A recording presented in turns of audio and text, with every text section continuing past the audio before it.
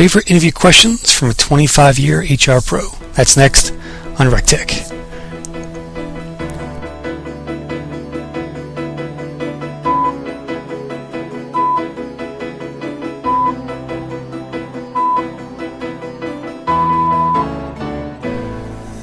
Hey listeners, Chris Russell here from RecTech Media. I was at the Maine HR conference in Rockland, Maine recently.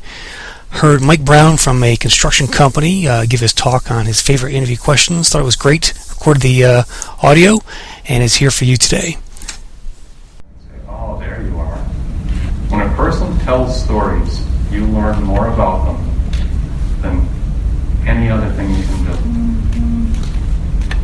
So your role as the interviewer, make them comfortable, set them up to succeed, and give them a forum when they can tell stories. And you will be amazed at what you learn. Form your questions to find out what you need to know. Imagine you've heard a candidate. What are you looking for? And then ask the questions. I was working at a company a while ago. It's a truck leasing company. And the rental manager position was open. Brutal position. We never have enough trucks. Zero notice. People want special configurations. Well, I want a 10-ton with the refurb. It's got to be an automatic. You just never have what you need. It's a real meat grinder of your job. So I interviewed this guy named Jake. Young, high energy, very personable. Felt good about him. So Jake's got something about a time when you work well under pressure. And he kind of froze up on this. Can't think of a time. I said, give it a minute. I mean, got to be a time where you felt pressure at work. He says, well, does it have to be at work? I said, no, it could be anything. Well, how like in the military? I said, yeah. Tell me that story. He says, okay, well, I was overseas. I was in the motor pool. So I had a squad, had like 6 or 8 guys. We would hang out in the motor pool. We were working on vehicles, fixing them up, because it's brutal over there. Everything breaks all the time. And I got a call that there was a bulldozer broken down out in the desert, and we had to go get it. So we grab a tanker-covered vehicle and pile all the guys in it. We drive out, find the bulldozer. We're just hooking this thing up so we can drag it back into the motor pool, and all of a sudden we start taking fire. Well, we didn't expect that. We didn't know there was any action going on there. Just people shooting at us. So real fast, I told half the guys, I said, grab your rifles, pressing fire over there. So me and one other guy, we stayed under the bulldozer and we got all hooked up, and then we jumped into the tow vehicle and got the hell out of there. So would that count? Yeah. You got the job, and I promise we'll never expose you to live fire. Sometimes people don't even realize the power of their own experiences. But you get them to tell those stories. Start with the easier questions. You are building trust. You are, even though it's only, an hour-long interview, you're developing a relationship with that person, and you are building a level of trust. So start out easy. Don't set them up to fail. And then as you get into the harder questions, you're going to challenge them. You're going to stretch them a little bit. But that's when you really learn. So top 10 questions. This is a softball. So what do you know about our company? It allows them to just basically talk and get used to talking in front of you. It's interesting to find out what they do know. They may be way, way off base, and that might even end the interview right there. You realize that we're a long-haul trucking company, and all of our jobs require you to drive to California. I didn't know that. I thought it was local delivery. Yeah, we might need to end this right now. What caught your attention when you learned about our job opening? I have an over-the-top answer for this question, and it's actually my wife. My wife and I dated all the way through college, but I wanted to have 5 kids, and she didn't. So it kind of ended the relationship. So I found somebody else, had 3 kids. 20 years later, she threw me out. So I found Tina again. She was in Ohio. So we fell in love again. And she decided to come back to Maine. Well, she was an adult ed director in Ohio. So she's looking for a job in Maine, in the Oxford Hills. Position was open. Adult ed director, Oxford Hills. Unbelievable, serendipity. She interviewed for it, she didn't get it. They hired an internal candidate. 10 years later, he finally retired. Now, if she had been asked this question during her interview, and imagine this as an answer. You've got an applicant for this adult ed director position. So, what caught your attention about this? Well, I'll tell you. I applied for this job 10 years ago. It was my dream job 10 years ago. I wanted it. I didn't get it. I took a job as an assistant adult ed director in Wyndham. I worked and I got my full Maine credentials for adult ed director. I've been waiting patiently for this position to open. During that time, I've built relationships with every other adult ed director in the state of Maine. This job is finally opened up. I live 6 miles away, and I'm exactly what you need. Hired. And she did get the job, and I'm very proud of her. But as a recruiter, oh my gosh, what a dream candidate. But if you don't ask the question, you might not learn that. How did you prepare for this interview? That can be really telling. Oh, I asked some buddies that said you were hiring, said you paid pretty good, thought I'd show up. When I interviewed for DJ Prescott, I spent days researching them online. I dug out legal cases that were 10 years old. I scared them during the interview. The president of the company said, "How do you find that out?" This is public knowledge. I didn't know that was out there. I knew their OSHA record. I didn't do it down at Bradstreet because I can't, but if I could have, I would have. If someone goes to that extent to prepare for an interview, that shows very positively in what they'll do as an employee. If it's kind of on a whim, I was driving by and I saw the sign out front, help wanted. Just here to find out what you guys are looking for. It might work out, but boy, it's a long shot. That's a lottery ticket right there.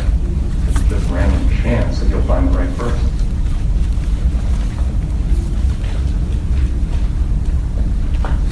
Why are you considering leaving your current job? Assuming they're currently employed, and these days, essentially everybody is. That's a tough question. Because many employees don't want to badmouth their current employer, and you're not really going to be attracted to a person who's bad-mouthing their current employer. But if the situation's bad, they got to give you some reason for why they want to leave. How about, you guys pay better than they do? How's money as a motivator? Great, for about 2 months. Money wears off very, very quickly. Somebody came to me and said, I want to quit because I want to make more money. Well, why aren't you doing what you need to make more money in your current job? If you think you can just come here and get freebies, it's not looking good for you.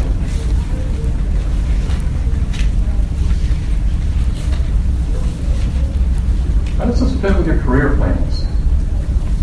This is kind of a backdoor to how long you're going to stay around. But that's a dangerous question to ask point blank. So you're going to work 10 more years? Well, is that an implied employment contract? Yeah, I'll sign up 10 years. But don't think you're going to fire me after 5, because I'll sue you. Also, people that have a career plan are very attractive applicants. They're the internal locus. They're the people that know what they want and they go out and get it. And they just happen to show up on your doorstep to get it. That can be very win-win.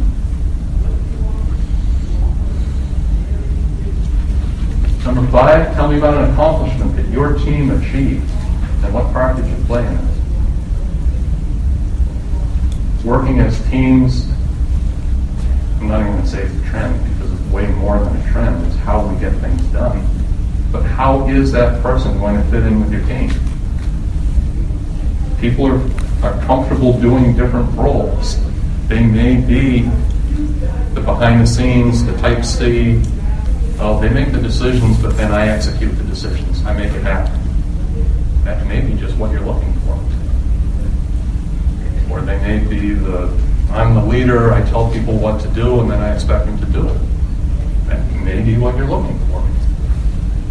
But by asking that question and having a conversation about it, you can sure learn a lot.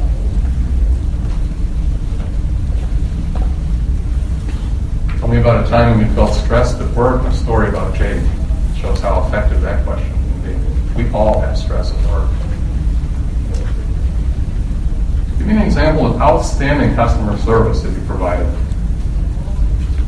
Another one of my favorite stories. Young kid named Ryan, in New Hampshire. We interviewed him for a truck driver position. Truck driver, a lot of people kind of frown on, geez, that's kind of menial work.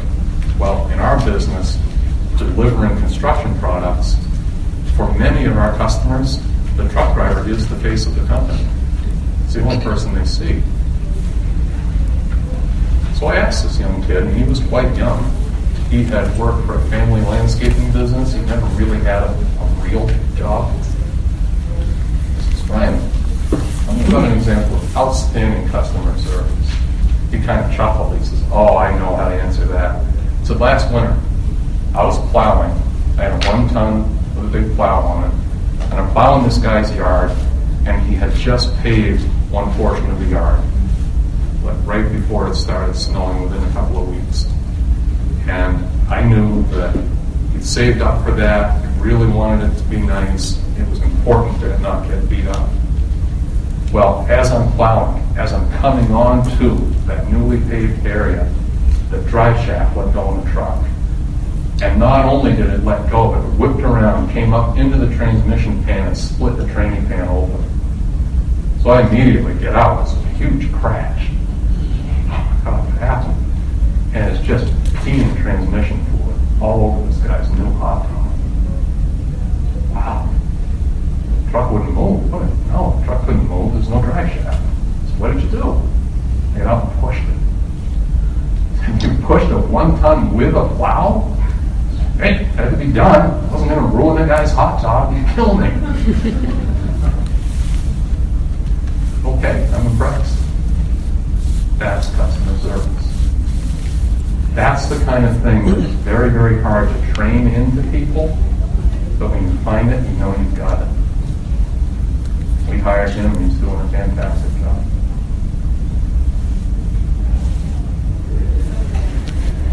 I changed this, and I will tell you, I changed this before yesterday's talk about, I think it was Rebecca, her favorite interview question.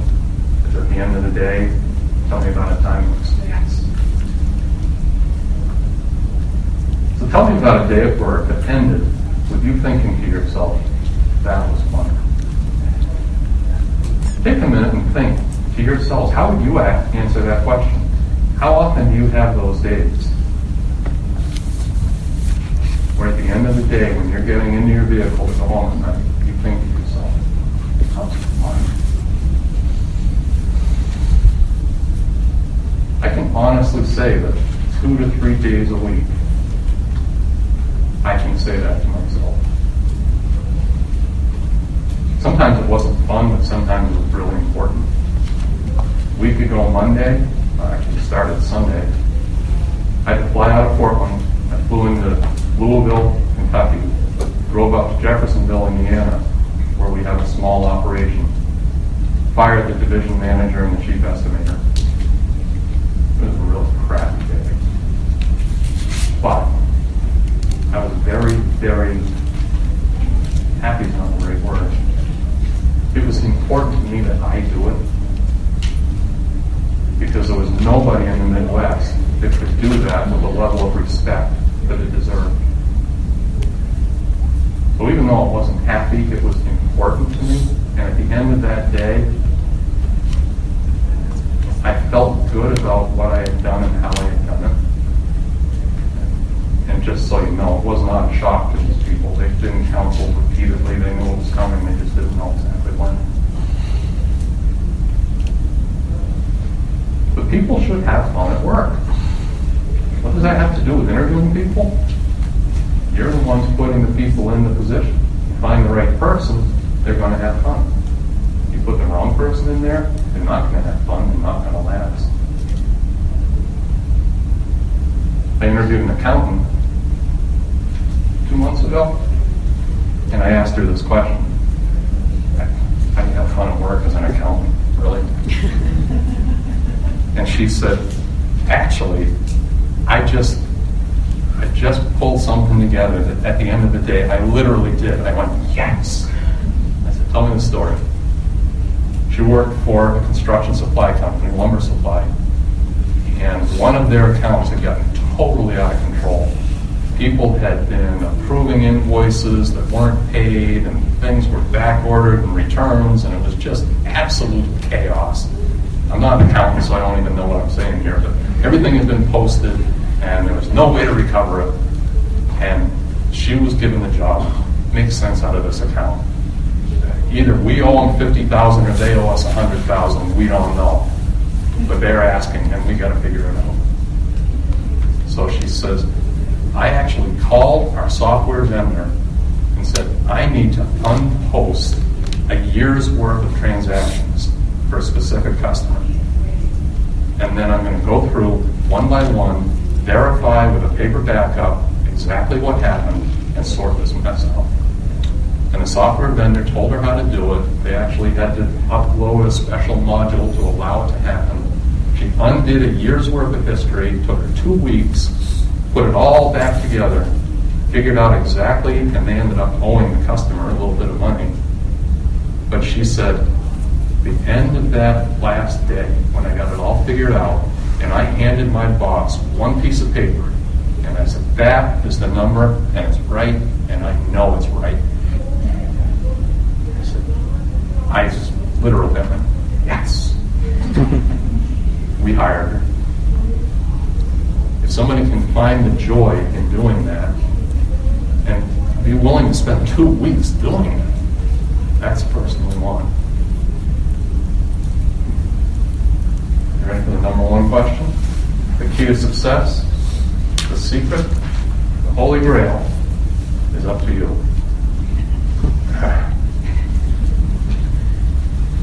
It really is. The best questions are so case specific that you really need to think to yourself, what are you looking for, and what question is going to do that Peter Pan thing? Open that person up so you can say, there you are. That's what I'm looking for. Anybody want to volunteer either a question or a tough spot to fill where we might work together to create a question? How much time left? About 20 minutes? I've got a little bit more to go through, but anybody want to throw a situation out there? Door-to-door sales rep? Okay. Door-to-door sales. What's the challenge of door-to-door sales? Rejection. Hearing no over and over and over again. I might say, tell me about one of your best customers that took a long, long time to get. What have you done? How long have you romanced the customer before they say yes? And what did you do? I've actually asked that question. And I've heard stories of years, 2 years, 3 years. I called on him once a week for 2 years. There's one guy, in fact, I'm remembering more about it as I talk. He would leave a business card every week. And he actually walked into the owner's office one time, and he said, I wonder if you could do me a favor. The guy says, what? And he says, I know you saved my business cards because your secretary told me. And I says, I know, it's stupid. He says, I'm out of business cards right now. You've got like 100 in your drawer. Can I have 100 of my business cards back? Because I've got other calls to make after you. And it broke the ice to the point where the guy says, you know what? This has been going on so long.